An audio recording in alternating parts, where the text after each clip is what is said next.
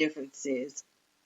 And so teachers and experts in the field also share that students, they don't have to take, they like the idea of sometimes not having to take that final exam at the end. So if they do dual enrollment, it's just a matter of them actually doing well in the course over the length of the class period. And then just like with any of their other high school courses, they do well, they know what the grading system is.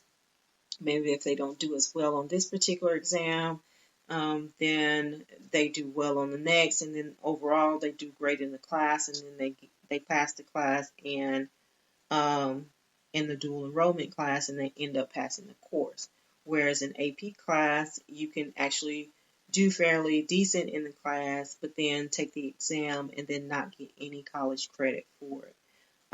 So that's the pros and the cons, I guess you could say. And then you must score, if you're taking the advanced placement test, the highest you can score is a 5 possible score, and you have to score at least a 3 in order to get credit for that course. So we're talking about advanced placement versus dual enrollment, and we're going to take a short break, and we will be back in a moment.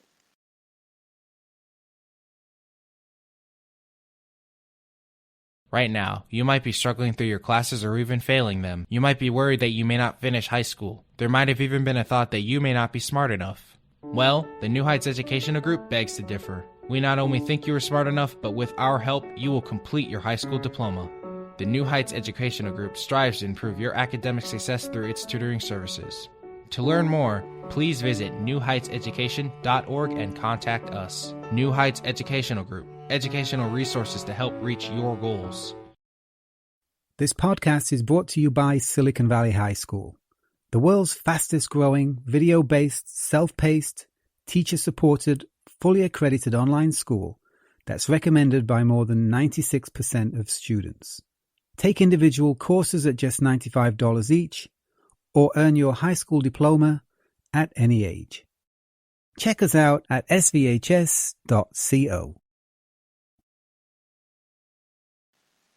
Welcome back. I'm your host, Buffy Williams, and you're listening to the New Heights Educational Group, the New Heights Show on Education. And tonight's topic is Advanced Placement, AP, versus Dual Enrollment classes. And we talked before the break about kind of the differences between the two. And I know that, AP versus dual enrollment is something that a lot of people ask, and how can we have better access to receiving information regarding these things? But, students, they have varying opinions about it. Sometimes they feel that, if I take an AP course, I have better access to my teacher. I have more access to my teacher. I'm here with them all day. Maybe I can come and talk with them before school starts or during their planning period or after school and ask questions about anything that I'm having difficulty with, versus a college professor where they might not be on campus during their office hours and then having to, work that through. And so everyone has their varying opinions, but we're hoping to give you a better perspective on the differences between the two so that you can make a more educated decision about whether or not you want your child to participate in advanced placement classes versus dual enrollment. And the two main differences, between the courses is that dual enrollment classes require you to pass the class and do well in the coursework, whereas advanced placement, even though you're receiving high school credit for doing well based on what you've learned, you also have an AP exam at the end, which you have to pay to take. That ensures that you've learned the course material and you've learned the correct material and you can actually apply it. So some local colleges do offer dual enrollment credits, and it's guaranteed to transfer to that college. So if a student is looking at going to the local community college, some of the literature says that, it's all about the credit. So if you're going to a local community college and you know you're going to be there for 2 years, you know that this course is accepted, then you may opt to do dual enrollment because you know that that credit is going to transfer, and that it's an easy transfer for you. You'll already have a leg up on some of the other students that are staying there. But if you're looking at going to an Ivy League school or a school that is not necessarily in your local area, but may be out of state, or maybe a more competitive school away. Not saying that you can't still transfer to those schools after you finish your associate's degree at your local college, because you can very well do that. But if you're looking at doing that, the national curriculum for the AP classes may be something that you may lean more towards, because um, even though there's not a guarantee that they will accept the dual enrollment courses, because the course was set up by the local college. And so they may have different criteria for their curriculum. It's not that they just dismiss it. It's just that every college has their certain components that go within into a curriculum. And if that course does not meet those key components and it's not comparable, then they won't give you credit for that. So some people will say that, the AP equivalent to physics and chemistry or biology may not be comparable in another area.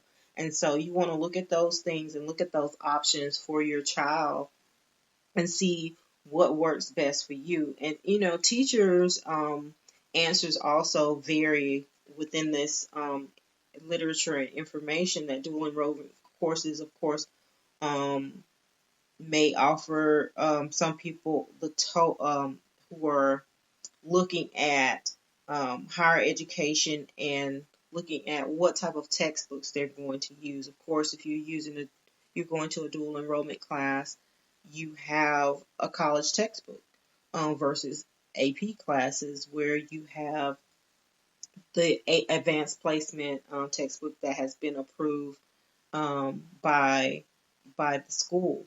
And so that's a little bit different. And then there's a heavier workload no matter if you take the AP class or the course curriculum. So you have to know your child, and you have to know if your child can handle the rigor of the classes or courses, or if they want to be challenged in that way, or if you want to challenge them in that way, so that they can make a choice and, learn the theoretical or approaches or techniques for the different curriculum courses that are offered. And remember that dual enrollment courses are 2 college semesters, right? And so if you're doing dual enrollment, essentially in the first half of the school year, you're going to have one course, which is going to mean that you're going to cover a lot of different materials within that freshman curriculum within that particular term. And then when they come back for the spring, they're going to actually be taking a totally different course, versus in the advanced placement class, they're going to probably have that course throughout the year. And so that's another thing that students might want to consider, because again, there are great benefits to both. It's just a matter if the student is trying to, make their application more attractive because maybe they're going to a school away from home or out of the state, or if they're planning on going to their local college or community college, right after high school, and dual enrollment is a better option for them. And so obviously to receive, AP credit, again, you have to pass the exam, and dual enrollment, you don't. Doing well in either of these classes over the span of the year depends on whether or not your child will be, you feel your child will be able to accept the curriculum and the coursework and the heavy workload of whichever structure is there. Because I know that some students opt to take statistics, and sometimes they take mathematics or literature or history. And the data shows from a study that was conducted in 2017 to 2018 that, in the areas of dual enrollment for, let's say, psychology course, um, there were 10,000 students enrolled for dual enrollment. But for advanced placement, there were over 33,000, a little over 33,000. And so in the areas of, let's say, U.S. government, there were a little less than 10,000 for dual enrollment and a little more than 10,000 students enrolled in AP classes for U.S. government. And so it kind of varies and it jumps. And also another one I thought, because it was a big difference gap there, for dual enrollment for U.S. history, only about 7,000 students enrolled in that particular year. But for advanced placement for U.S. history, there were 31,000. So I thought those were pretty interesting statistics. But again, you have to know your child. And all of this knowledge is going to be useful. Just support your child within that process of whatever they're deciding to do.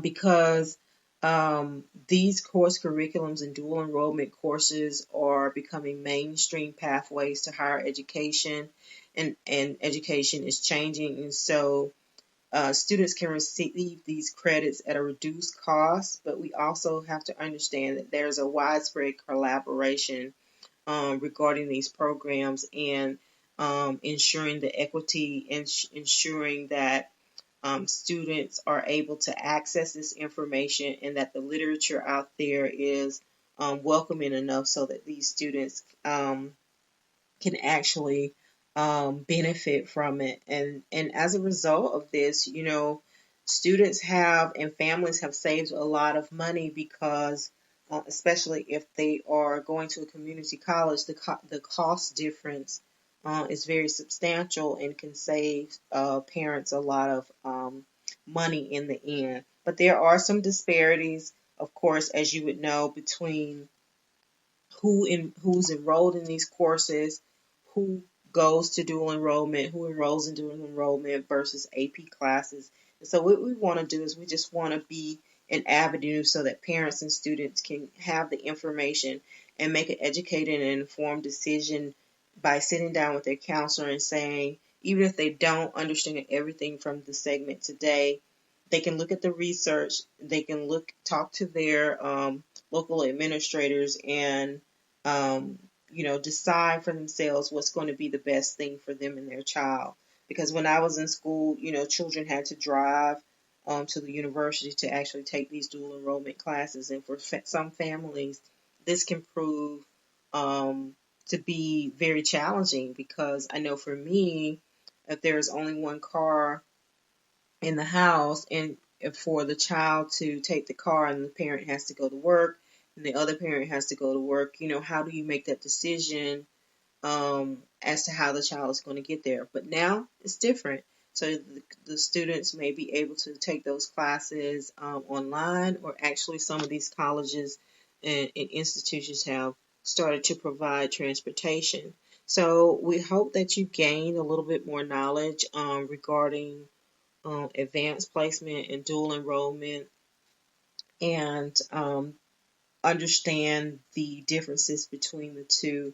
And I hope I was able to give you more insight on how competitive colleges, high schools can be, and in comparison to charter schools, private schools, or homeschooling, or public schools, and looking at all of your options and how it's going to best benefit your child, and try to dispel myths about who can actually access these classes, because there's a lot of policy and reform out there. 200 bills have been introduced by 40 states regarding dual enrollment, and provisions on improving access, so that numerous agencies like nonprofits, lawmakers, and policymakers are really looking at making this more transparent in their reporting of dual enrollment access, and so that the outcome can focus on making it available for all students. And so we want to focus on the important issues, and provide quality education and curriculum for our students. using the return on investment